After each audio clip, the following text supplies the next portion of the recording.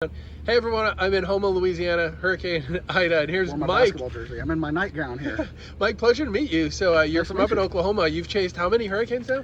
This will be my 16th or 17th tropical intercept. Wow. So this will probably be the strongest. Harvey and Laura, I think, are probably tied for my favorites so far, but you know. And what's the biggest thing you've learned from chasing hurricanes? Chasing hurricanes. Play it safe.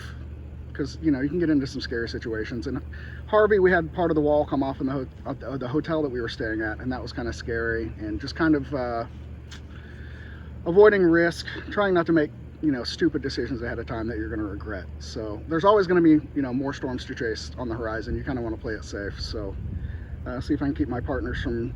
See if I can rein them in because they tend to get a little wild. But, have you had issues with hitting like high flood water sometimes, or usually are you kind of high and dry and in a secure place before that happens? We try to. I don't mess with water, man. I'm terrified of storm surge. I'm terrified of like aerial flooding and the training rain bands and whatnot. So I try to stay ahead of those risks, but it's always going to be an issue, especially right along the coast. Interested to see how the marshlands impact our storm surge risk for tomorrow, but I kind of want to stay ahead of it tomorrow. If it looks like things are going to ramp up past the point where I'm comfortable, I'm probably going to bail north before things get too wild tomorrow. So sure. Mike, you've chased tornadoes too, huh? I do. I've chased tornadoes since 2003. I've seen about 315 tornadoes. So wow. So what's the big difference between tornadoes and hurricanes as far as chasing? Time scale. It's nice. You can go and chase tornadoes for an afternoon and then it's over, but hurricanes are kind of in it for the long haul. Like for Isaac, we just talked about, we thought it was just going to be a couple days, and then we ended up stranded in a parking garage with 10 feet of storm surge water coming in, and we were sharing the parking garage with water moccasins and wild hogs and nutria rats. It was a nightmare for a few days. But so all these animals came in. This was coastal Mississippi. They were taking shelter with us. So it was interesting. We thought we were going to have to. We didn't have enough food to be there for 5 days. We had, a couple days worth, but it ended up being a longer ordeal than we thought. So we joked about killing one of the hogs for food. We had options at least, but the surge receded and we were able to get out after like 3 days. Last question, what's the biggest surprise you've had on a chase? Waking up on the morning of, I don't remember the date. I used to remember dates like crazy, but thinking that I was going to be chasing Harvey as like a borderline Cat 3, and then it just ramping up right there in the last 6 hours.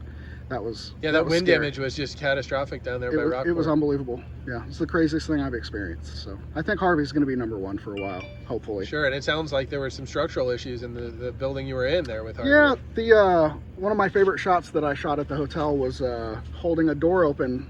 The wind was coming from left to right, and I would hold the fire door open with my foot and just kind of see out of this little sliver over the pool, and we still had the lights, and it was just roaring, 130-mile-an-hour gusts. But what I didn't know is that above me the roof had started to peel off, and there were bricks falling, and I could hear them, but it was a deafening wind. I didn't know what was happening. Sure.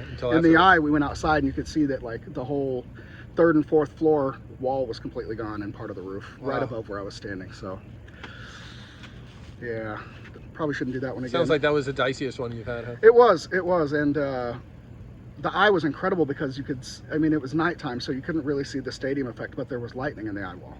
Really? Which, you can't see during the daytime because there's not a lot of it, but wow, that was incredible.